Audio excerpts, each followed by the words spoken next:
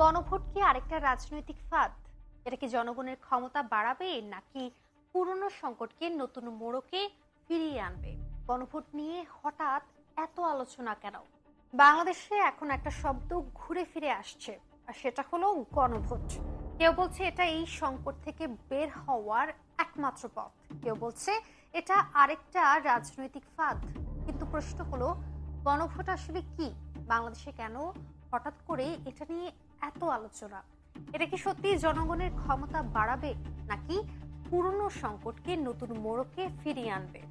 বাংলাদেশে কি গণভোট মানেই সমাধান নাকি ঝুঁকি? জুলাই সংস্কার কি সত্যি ক্ষমতার কাঠামো বদলাবে নাকি এটা শুধু কাগজে বদল? আজকে এই প্রশ্নগুলোর উত্তরই খুঁজবো।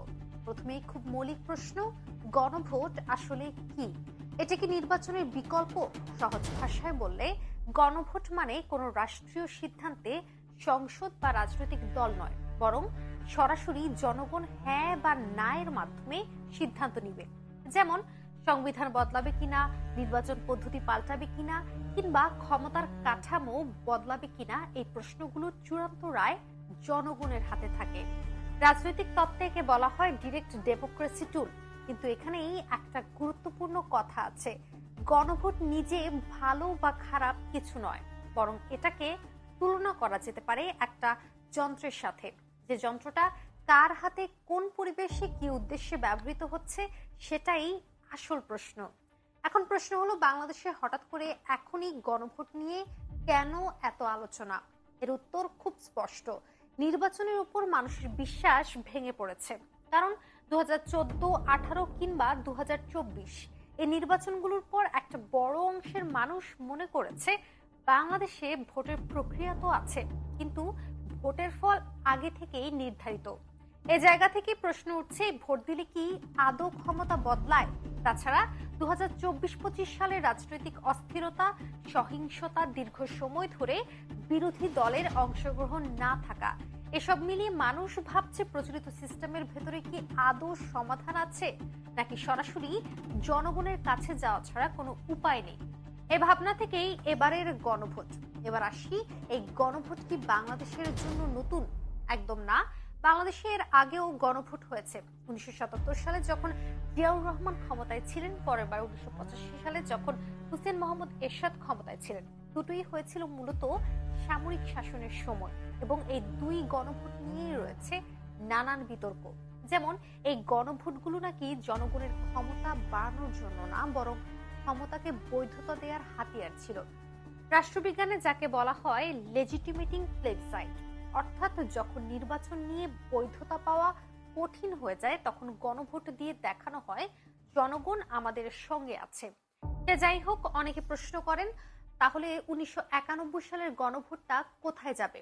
এখানে একটা বিষয় পরিষ্কার করি, 1991 সালের ঘটনাটা দেখতে গণভোটের মতো হলেও রাজনৈতিকভাবে তা ছিল সম্পূর্ণ ভিন্ন।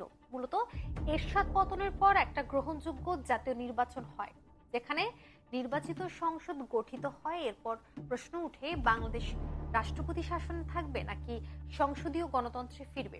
এখানে লক্ষ্য করুন, কেউ নিজের ক্ষমতা টিকাতে জনগণের কাছে যায়নি, বরং ক্ষমতা সীমিত করার সিদ্ধান্ত নেওয়া হয়েছিল। এই কারণে 1991-কে বলা হয় ডেমোক্রেটিক ট্রানজিশন ভোট, অর্থাৎ কোন দেশকে অগণতান্ত্রিক বা সংকটময় রাজনৈতিক ব্যবস্থা থেকে গণতান্ত্রিক ব্যবস্থায় নিয়ে যাওয়া। এখন আসি এবারের গণভোট নিয়ে, যেখানে 4টি প্রশ্ন থাকবে। তবে প্রথম 3টি প্রশ্ন অত গুরুত্বপূর্ণ না, কারণ 4 নম্বর প্রশ্নের ভেতরেই প্রথম 3টা প্রশ্ন আছে। 4 নম্বর প্রশ্নে বলা হয়েছে, আপনি কি জুলাই সনদ বাস্তবায়ন দেখতে চান কিনা? জুলাই সনদের ভেতরে প্রথম 3টা প্রশ্নে উল্লিখিত সব বিষয়বস্তু আছে। মূলত একটি মূল প্রশ্ন রয়েছে, যেটার প্রেক্ষিতে হ্যাঁ বা না উত্তর দেয়া হবে। আর সেটা হলো, আপনি কি জুলাই ন্যাশনাল চার্টার, অর্থাৎ সংবিধান সংশোধন ইমপ্লিমেন্টেশন অর্ডার 2025 এবং চার্টারে লিপিবদ্ধ প্রস্তাবগুলো অনুমোদন করেন? এখন কথা হচ্ছে, জুলাই সনদে কি আছে? জুলাই চার্টারে মোট 84টি ধারা আছে। এর মধ্যে 47টি সংবিধান সংশোধন সম্পর্কিত, বাকি 37টি আইন বা নির্বাহী আদেশের মাধ্যমে বাস্তবায়নযোগ্য। এখানে অন্তর্ভুক্ত আছে দ্বিকক্ষীয় সংসদ, প্রধানমন্ত্রীর মেয়াদ সীমা, নির্বাচন ব্যবস্থার পরিবর্তন, বিচার বিভাগের স্বাধীনতা, প্রশাসনিক ক্ষমতার বিকেন্দ্রীকরণ, তত্ত্বাবধায়ক সরকার, নারী প্রতিনিধিত্ব বাড়ানো সহ আরো অনেক বিষয়।